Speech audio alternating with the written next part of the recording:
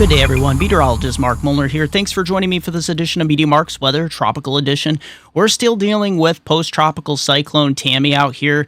This will continue to stall out. Will it affect Bermuda or the U.S. East Coast or Southeast Canada? We'll get into all the details. Along with the rest of your tropics, we'll explore to see if there's any more storms out there. There is something brewing here in the Eastern Pacific. Invest 92E. Will this system be potentially a crossover system into the Caribbean or the Gulf of Mexico? We'll get into all the details along with a major pattern change here into North America, a major cool down coming for next week. Let's get into it. All right, so we're starting off with the European model here. This is Post-Tropical Cyclone Tammy here. The European model, as you can see as we go through the next 3 to 4 days, takes it really close to Bermuda. The really good news is, however, the European is keeping the system east. You can see the high pressure building in along the U.S. East Coast. This is some great news, pulling the storm further out to sea. We'll have to see if it does do anything out here with any of these low pressure systems. Could we actually see some sort of development or post-development with this system? Or does it come back westward here like it does showing on November 1st? So we might actually be talking about this until it becomes absorbed into the westerlies here for quite some time. Now look at that feature there. That's towards November 4th. This could be some sort of coastal system, subtropical system. Look at that. It actually, if we take a look, go down into the Caribbean here. This is the origin of this storm. So as we continue to go through October 28th, 29th, 30th, you can see quite a bit of shower and thunder shower activity here across the Caribbean islands. That's going to continue as we go in time here. Now look what's happening here in the Eastern Pacific. Whatever happens with Invest 92E here, this system could actually bring some energy over here into Central America, Belize, these countries over here, and then push up some moisture. And as you can see, that's actually funneling moisture just off the U.S. East Coast here by this time. So we're actually getting to the point here where we might actually have a couple subtropical system potentials here as we go through November 5th. So this is something we'll have to keep an eye on. If we go out here, the intertropical convergence zone through the forecast period looks very quiet until about November 2nd here. You can see we do have a couple waves kicking up here towards Trinidad, Tobago. And then here's a little area of, there's that big stream of moisture coming out of the Eastern Pacific. I have a feeling the Eastern Pacific's going to create some trouble here as we go into the first week of November. So let's take a look at the GFS here.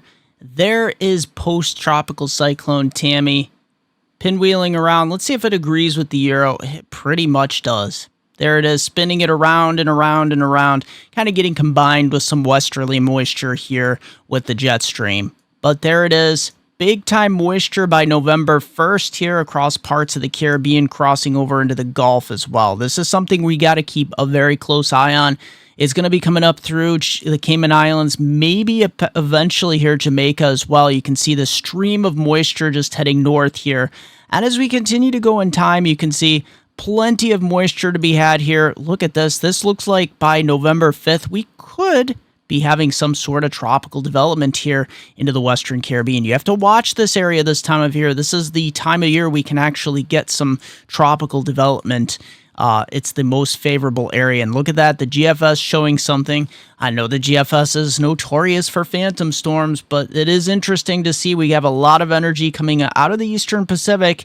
And look at that. Could we actually have a tropical system right here over the Cayman Islands heading towards Jamaica with a massive plume of tropical moisture all up and down the U.S. East Coast feeding into some sort of potential coastal system?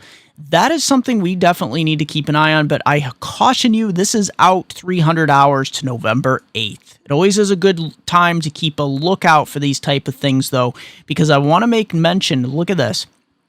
If you take a look here, this is right at the tail end of a frontal boundary. So that's classic this time of year. Now, where is the origins of this? If we just back up, there's Invest 92E here potentially becoming a named storm. Look at this. You do have to watch this because remember Otis spinning up near Acapulco here, blowing up from a tropical storm to a Category 5. This is something we need to keep an eye on. Look at the GFS bombing this into a major hurricane. just south of Guatemala City here. By November 31st, making landfall, heading inland, all its energy and training north and east into the Western Caribbean and the Gulf of Mexico. We're going to keep a very close eye on this potential prospect. So thanks to Tropical Tidbits here for your mid-layer dry air analysis. There's Post-Tropical Cyclone Tammy. Lots of dry air out here in the MDR. There's the moisture plume all the way up through the Lesser Antilles here. Lots of dry air across the Gulf. So watch what happens here as we head towards the weekend, the 28th and the 29th. We start to get that moisture surge. Are you seeing that there? Right around Invest 92E, surging into a new area of low pressure right around Jamaica. That is really interesting, and look how this is surging north. Keep an eye on this, because this could become a thing here to produce a late season tropical system here across parts of the Caribbean as we head towards the first week of November here. So something we got to keep a very close eye on. The persistent moisture along the tail end of any frontal boundaries here can spell trouble for this time of year. You can see things really moistening up here across the Caribbean and the southern Gulf as we head towards November 5th. So here we go with our sea surface temperature analysis. Look at the MDR, Caribbean. Gulf is kind of cooling down a bit, so is the U.S. East Coast, but the MDR and the Caribbean are still open for business. So precipitation here, rainfall into the Western Caribbean. This is where things get really interesting. So there it is, Jamaica. You start to pile on some rain Sunday night into early Monday morning. Look at that. That's a surge coming up here from Colombia. We have a tropical wave combining with some moisture surging in here, and you can see the arc of it from the Eastern Pacific. That's going to be the main culprit. And then another one as Invest 92E makes landfall, whatever that is by then. But this is through just Sunday, November 5th here. So this takes us out through just a little more than a week. You can see these areas that are in the yellow to oranges, 100 to 150 millimeters, that's going to be a solid 3.5 to as much as 6, maybe 7, 8, maybe 9 inches of rain. And look at over here towards El Salvador, parts of Nicaragua here, Honduras, some of these areas, eastern Belize, we could be getting upwards of close to 125, 150, maybe close to 200 millimeters of rain. That is some serious rainfall totals, upward in the 6 to 12 inch range. Now, the Eastern Caribbean here all the way to Hispaniola. There it is. Look at late weekend here. So we have this big tropical wave moving through. It does look very interesting, upwards of 60 to 90 millimeters. That's a good solid 2 to 3 inches of rain. And look at that. Yeah, we're just going to continue to watch tropical waves move through. The Caribbean getting inundated here, 100 to 150 millimeters, solid 4 to as much as 7 inches of rain. So as we head to the Western Pacific here, you can see there is not a lot going on here. Look at all the way up to Japan. There's the Aleutian Islands. All the way down to Vietnam here, Philippines. Yeah, you do have some scattered showers, but you know what? There is nothing to write home about. Towards the 30th, there is this tropical wave here that will be exiting here off the South China coast. But at this point, there's very little chance of development. It's more of a heavy rainmaker by this point, and we'll watch it here, but there doesn't look like anything's going to flare up. You can see we do start to get a little bit of tropical wave and moisture activity here as we get towards the end of the month. So we'll have to watch it here. You know, typhoon season never truly really ends out here, but it does tick down quite a bit as we get towards the end of the year. You can see quite a bit in the way of tropical moisture. This up here in Japan, in South Korea, this is more of a system, a cold core system. And look at that. That's quite a bit in the way of rain here for the southern Japanese islands here. Now, as we take a look at the CFS medium range forecast model, gives us a good idea of the troughs and ridge patterns here. Look what's going on. You can see here across the east, that ridge being eroded just in time for the weekend here. That blasting trough here in the east. I'm going to show you a pattern that's setting up here. Shouldn't be too surprising to anyone that's been keeping an eye on the weather, at least for the last 6 to 8 weeks. Look at that trough there, Saturday, November 4th. That's another weekend here into November. Now watch this. That pinwheel's out for the new work week. A little ridge builds in just in time for the middle of the week when you're stuck at work and school. And look at towards the weekend, Friday, November 10th. Another big trough kicking in. So you notice the pattern here. Weekends are going to be miserable weather, but you start to see towards the middle to latter part of November, a big ridge builds in right around that weekend before Thanksgiving and the first part of Thanksgiving week. But watch what happens here. This is a trend we'll have to keep an eye on. This is right around, here's Thanksgiving Day. Look at that trough there into parts of the east, and it just reinforces here into Friday, November 24th. If we have any systems nearby, could we have some early season Thanksgiving wet snowflakes? It's quite possible. I do want to let you know, I am trying to put the finishing touches on my winter 2023-24 outlook. I've had some major equipment failures this month and the end of last month, so hopefully I'm looking to get that out before the end of the month, at least before the start of November here. So watch out for that. I'm looking forward to informing you what I think is going to happen this winter. So your HRRR future radar, let's look what's going on. We got a lot of weather going on here. Those big time storms there in Texas will be heading northeast of San Antonio.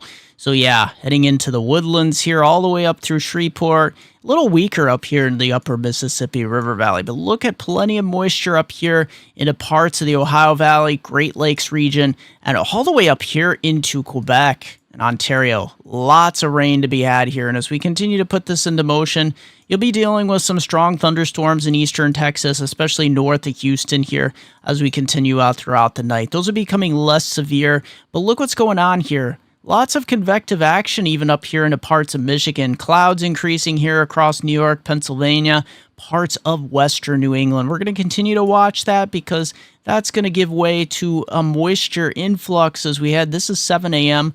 on Friday morning. Look what happens here as we continue to go in time. 1 p.m., 4 p.m. Friday. Let's just zoom out. You can see this line of convection. I'll show you Texas momentarily here. See this line of convection forming? We have a few areas, clusters of showers and thunderstorm activity. That's something we're going to have to keep a very close eye on here. Not that we're going to have any major severe weather, but some of these could contain gusty winds and small hail. As we head towards Friday evening and Friday night, this is 2 a.m., early Saturday morning. You can see the rain moving in here, some convective type elements here with this system, but it does kind of wash out here towards noon on Saturday. So you might eke out, a bits of sunshine here as we continue to go in time. So that might be some good news on our last few frames here. Now, if we go into parts of the deep south here, Texas, I am concerned about. Let's take a look here. So as we head towards, here we go. So here it is, Friday afternoon. We start to get an explosion of showers and thunderstorms from western Tennessee all the way down into parts of Texas here, especially around and north of San Antonio. If we just zoom in just a tad bit more, Houston area, look at this. You're going to have quite a smattering of showers and thunderstorms here. Some could contain damaging wind, large hail. Those do start to propagate towards Waco and Dallas, though, as we head towards 11 a.m. Saturday morning here. So your Saturday, yeah, it's going to be a lot stormier up northern Texas here. And look at those back building as we head throughout the day. San Antonio, you might actually eke out a pretty decent day here Saturday.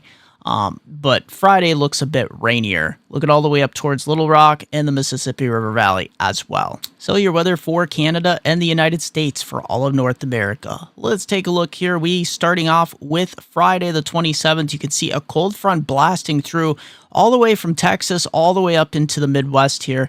Yeah, that's the same system that's been causing some strong to severe thunderstorms here around San Antonio up to Dallas. We'll continue to watch it here. The low pressure is attached to it all the way up here into parts of Quebec. So as we head towards Friday evening, you can see the showers approaching from the west here. There it is. You almost, if you blink, you almost miss it. Showers will be heading across western New York, parts of Ohio Friday night. And you can see some big-time thunderstorms here into the southern plains. Look at most of Canada, though. Clearing out, much colder. We'll be going over those temperatures. But look at this big low bombing over parts of northern Quebec and the Canadian Maritimes. We'll continue to watch it here as we go into Saturday. That system's going to be reorganizing over the plains here. As we head towards Saturday night and into Sunday, a big slug of moisture moves in, and this is going to produce this area of low pressure that forms lots of showery action. there's not too much to talk about here into Canada. That's some great news. It's just going to be clear and cold. And there's low pressure wrapping up here into the Canadian Maritimes. Not too much moisture with this by this point. But you can see the surge of moisture from Texas all the way up to New York State there into northern New England. That pushes to the east, and we got another flux here the 30th as we head towards the 30th, which is Monday, by the way. This low pressure pushing to the east. Lots of colder air behind this, however. So clash of the air masses here across Texas.